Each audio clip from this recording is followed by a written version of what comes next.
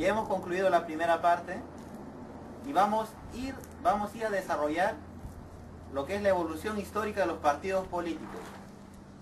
Para ello es importante retroceder un poquito en el tiempo.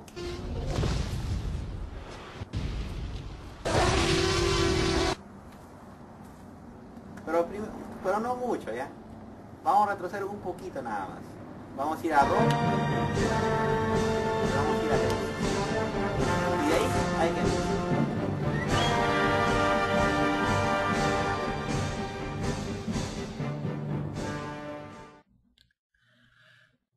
Bueno, en cuanto a la evolución histórica de los partidos políticos, es importante hacer referencia a Grecia y Roma.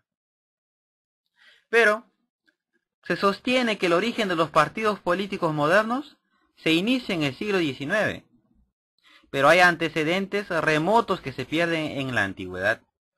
Sabemos que en Grecia y Roma existieron grupos políticos organizados con ciertos parecidos a las que hoy definimos como partidos políticos. Se trataba de partidos pugnaces que seguían a un caudillo o líder.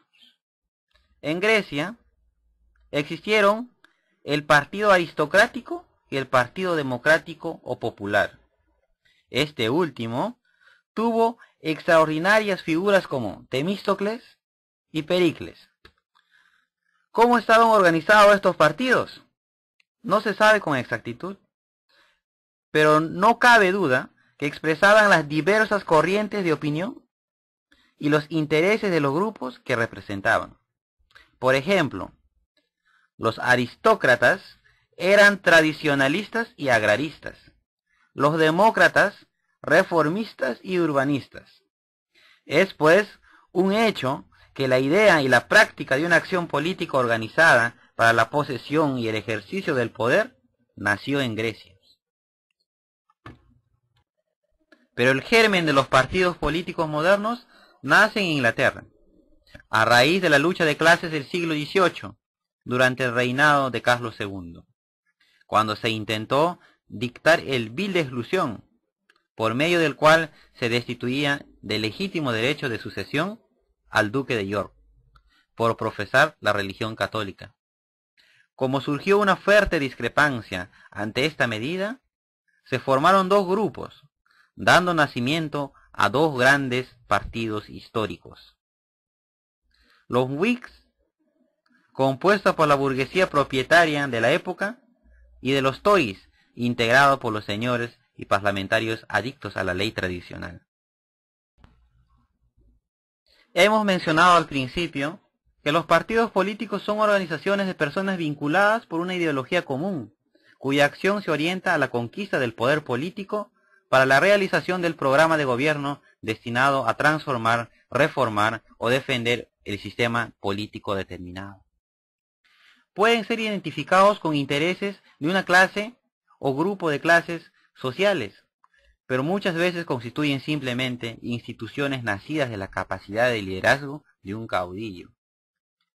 Empero, siempre se presentan al electorado como representantes de los intereses generales de la sociedad, al fin de legitimar su acción ante las masas.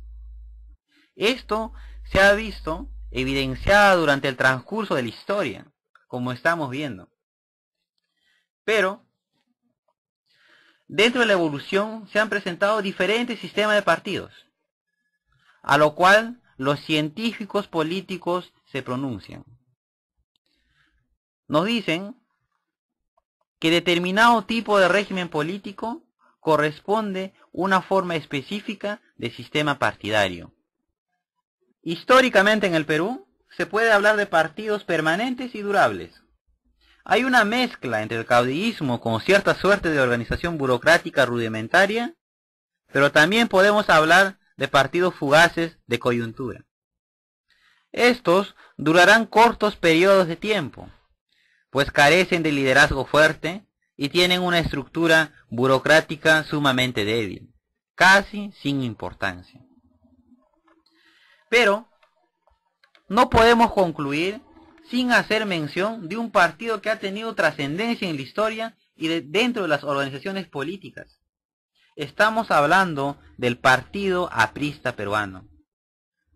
La pregunta que nos hacemos ¿es acaso la más importante agrupación política surgida en el presente siglo? Esta afirmación recae porque su nivel de organización y crecimiento y sus luchas contra dictaduras cuyas persecuciones no lograron desaparecerla, tiene mucha relevancia. Pues nació en 1924, bajo la inspiración de Víctor Raúl Haya de la Torre.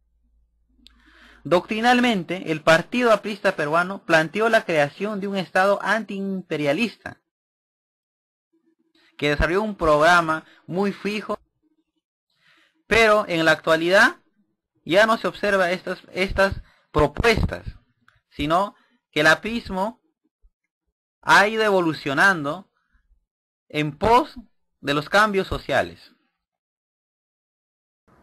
Y hemos concluido con la parte de la vista cronológica de las organizaciones políticas, pero con fines académicos hemos realizado un video pequeño nada más sobre la Revolución Francesa, de manera muy didáctica, ya que este tiene una relevancia en cuanto a la participación política que tuvo en su tiempo. Bueno, siguiendo con el curso del desarrollo del tema, que estamos desarrollando lo que es la evolución histórica de los partidos políticos, no podemos dejar de lado, sin hacer mención, lo que fue la Revolución Francesa. Esto hemos creído conveniente analizarlo desde dos puntos de vista, desde un antes y de un después. ¿Y por qué la Revolución Francesa? Porque este tiene relevancia en la participación política. Ahora vamos a ver lo que fue un antes y lo que fue un después. Empecemos lo que fue un antes. En la política, el rey soberano era quien tenía el poder absoluto. Y esto dirigía al Estado de acuerdo a 4 aspectos importantes: con el ejército, los consejos, la diplomacia y la burocracia. En la sociedad podemos decir que estuvo dividida en 2 partes: los privilegiados y los no privilegiados. En los privilegiados nosotros podemos encontrar lo que son el clero y la nobleza. En los no privilegiados, los campesinos, artesanos y burgueses. Los artesanos, los campesinos y los burgueses representaban el 90% de la población, y estos tendrían que pagar tributo a la nobleza. Ahora bien, los burgueses se enriquecían, pero ¿qué es lo que pasaba?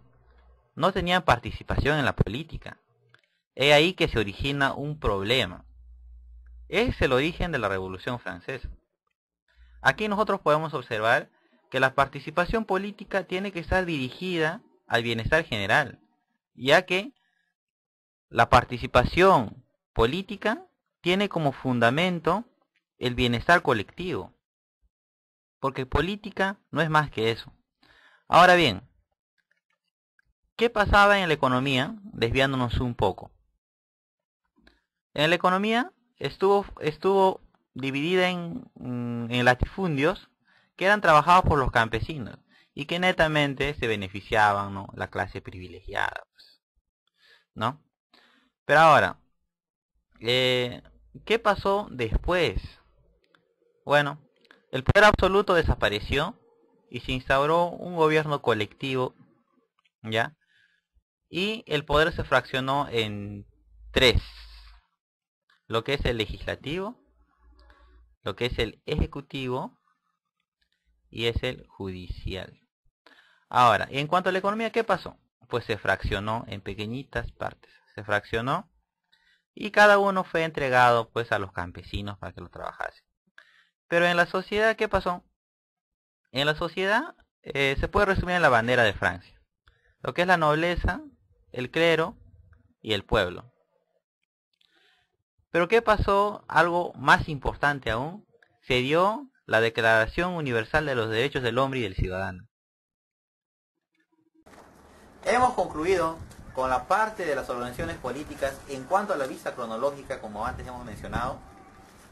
Les agradezco mucho por su atención Y a continuación mi compañero seguirá desarrollando con mayor énfasis lo que son las organizaciones políticas. Se presenta ante ustedes Eric Robinson David Arellano Rojas, alumno del cuarto ciclo de la Facultad de Derecho y Ciencias Políticas de Universidad Nacional José Faustino Sánchez Carrión, de Huacho. A su vez, en esta oportunidad tendremos la memorable ocasión de tratar un tema muy importante en la política actual, como lo es la crisis de los partidos políticos. ¿De qué se trata esta crisis de los partidos políticos? ¿Por qué se desarrolla? Y a su vez también su paso histórico a través de nuestra realidad peruana. Se dice que en la democracia actual se vive una democracia de partidos, no solamente destinados hacia la búsqueda del poder político, es decir, a la búsqueda del poder en el régimen, sino también a una búsqueda de consensos con el poder general para poder establecer alternativas que puedan propugnarse hacia un desarrollo posterior. Pero muchas veces en nuestra realidad se han dado casos en que más de un régimen no cumple con estas disposiciones, puesto que trabajan personalmente así entre ellos. Esto ha sido justificado mediante una democracia interrumpida por gobiernos autoritarios, en nuestro país por el caso de los militarismos, que muchas veces han sido productos de planificaciones de políticas externas. Esto dio a notar la ineficiencia del sistema político en general y de los partidos políticos en específico. Esto a su vez ha generado una gran cantidad de conflictos sociales, las cuales han venido desarrollándose a lo largo de nuestra historia y muchas veces poniendo en jaque al Estado de Derecho. Esos conflictos sociales a su vez han tenido diversos factores. En este caso el primer factor se da porque entre el gobierno central y los gobiernos locales no existen lazos sólidos, en este caso que no permiten legitimar el poder político en general.